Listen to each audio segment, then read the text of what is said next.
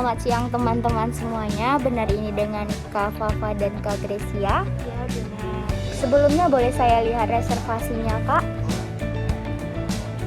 Baik, terima kasih. Sebelumnya perkenalkan, saya Feby Aisyah Putri dari Syafsha Tour and Travel.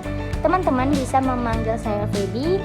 Saya di sini bertugas sebagai pemandu wisata yang akan menemani teman-teman dalam perjalanan One Day Tour Kota Yogyakarta, di mana destinasi pertama kita yaitu Keraton Yogyakarta dan nantinya akan dilanjutkan dengan destinasi Benteng Frederberg. Tidak lupa saya mengingatkan teman-teman untuk tetap memperhatikan barang bawaannya dan menjaga sopan santun dan ramah saat berada di lokasi, dan tetap menjaga protokol kesehatan, gunakan masker dan hand sanitizer.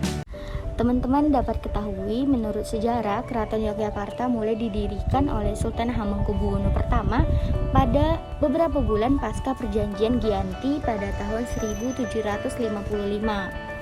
Nah, selain keraton juga memiliki warisan budaya baik berbentuk upacara maupun benda kuno. Hingga pada tahun 1995, Kompleks Keraton Yogyakarta Hadiningrat ini dicalonkan untuk menjadi salah satu situs warisan dunia oleh UNESCO.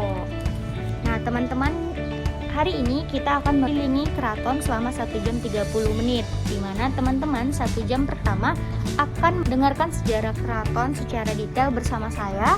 Kemudian 30 menit terakhir teman-teman akan saya berikan kebebasan untuk berkeliling.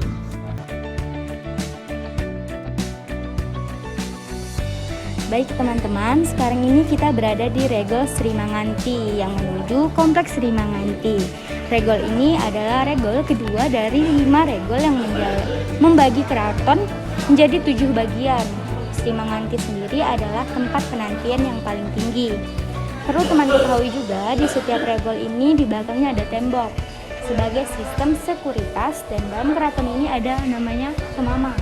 Jadi ini adalah lambang dari pelindung, di mana letaknya tidak hanya di tembok saja, tapi juga ada di setiap atas atap atau di atas plafon regol, dan juga ada di beberapa gamelan.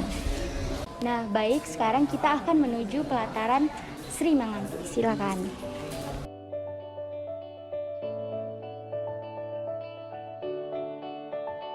Baik teman-teman, sekarang kita sudah ada di pelataran Sri Manganti. Nah, pelataran Sri Manganti ini terbagi menjadi 2, yang di sisi barat dan di sisi timur. Nah, di sisi timur itu ada namanya pelataran Trajumas. Pelataran Trajumas yang mana ya? Oh iya, pelataran Trajumas ada di sebelah sana. Yuk kita langsung saja ke sana. Nah, teman-teman, ini adalah bangsal Trajumas. Trajumas ini berartikan timbangan emas.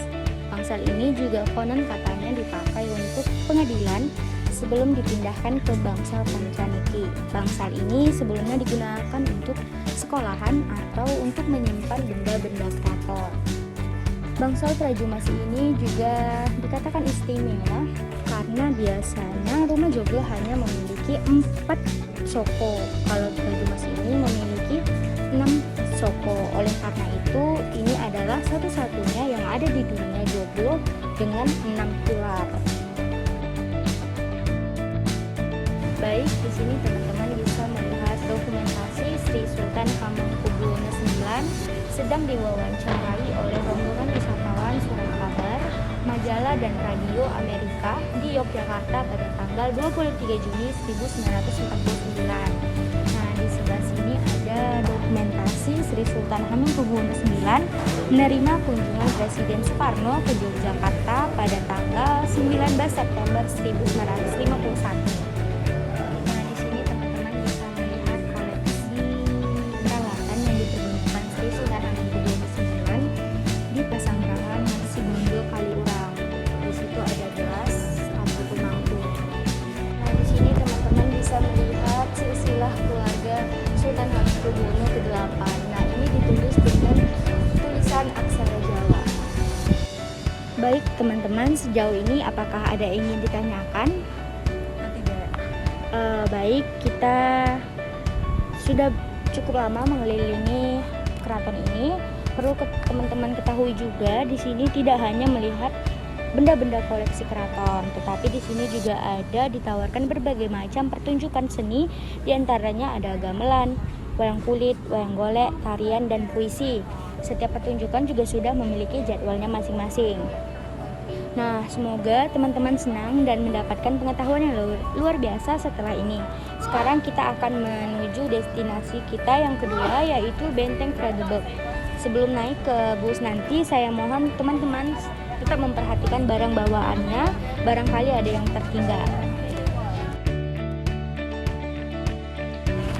Baik teman-teman, kita sekarang sudah berada di Benteng Vredenburg. Benteng ini dibangun pertama kali pada tahun 1760 oleh Sri Sultan Hamengkubuwono I atas permintaan Belanda yang pada masa itu adalah gubernur dari Direktur Pantai Utara Jawa. Nah, maksud bangunan benteng dibangun dengan dalih untuk menjaga keamanan keraton dan sekitarnya. Akan tetapi di balik itu maksud Belanda sesungguhnya adalah untuk memudahkan dalam mengontrol segala perkembangan yang ada di dalam keraton.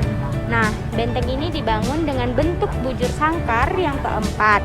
Sisi-sisinya dibuat tempat penjagaan yang disebut seleka atau bastion. Setelah pembangunan, benteng selesai diberi nama Rastenburg yang berarti benteng peristirahatan.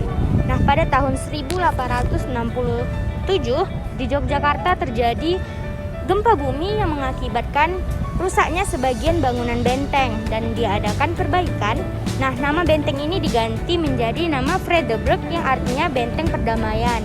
Hal ini sebagai manifestasi hubungan antara Belanda dan keraton yang saling tidak menyerang.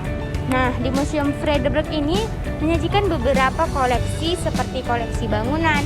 Itu ada selokan, jembatan, benteng, pintu gerbang, dan bangunan-bangunan di dalam benteng. Selanjutnya juga ada koleksi realita, koleksi foto miniatur, replika lukisan, dan juga ada koleksi adegan peristiwa sejarah dalam bentuk mini rama yang nanti kita akan telusuri. Nah, sekarang kita akan masuk ke benteng Vredenburg-nya. Silakan.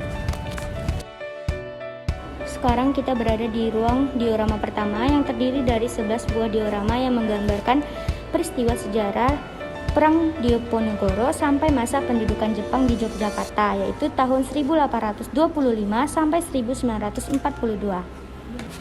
Nah, sekarang kita ada di depan Magic Wall. Nah, caranya untuk mengetahui informasi yang ada di sini, teman-teman bisa menyentuh gambar.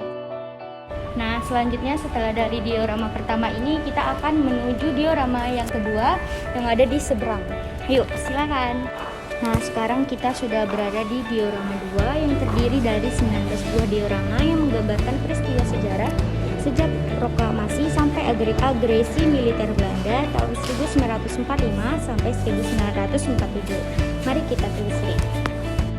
Nah, selanjutnya kita akan menuju diorama 3, di mana diorama ini terdiri dari 18 diorama yang menggambarkan peristiwa sejarah sejak adanya perjanjian Renville hingga dengan pengakuan kedaulatan RIS, yaitu tahun 1948 sampai 1949.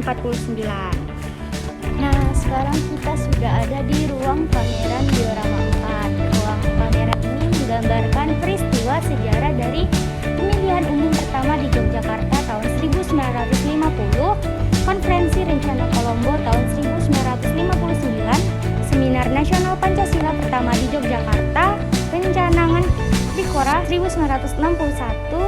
Selanjutnya ada peristiwa G30 SPKI di Yogyakarta, penumpasan G30 SPKI di alun-alun utara Yogyakarta, serta amanat Presiden Soeharto tentang P4 di UGM pada tahun 1974. Baik teman-teman, sekarang kita sudah tiba di hotel, dan tibanya kita kembali ke hotel ini juga menandakan akan berakhirnya tur kita hari ini. Saya sebagai pemandu teman-teman dan mewakili rekan-rekan yang lain mengucapkan banyak terima kasih atas kepercayaan teman-teman menggunakan jasa kami. Selanjutnya juga mewakili rekan-rekan meminta maaf atas kesalahan maupun ketidaknyamanan teman-teman saat melaksanakan tur hari ini. Saya harap teman-teman juga akan mempercayai jasa kami untuk tur teman-teman selanjutnya. Saya dan rekan-rekan pamit undur diri. Selamat sore.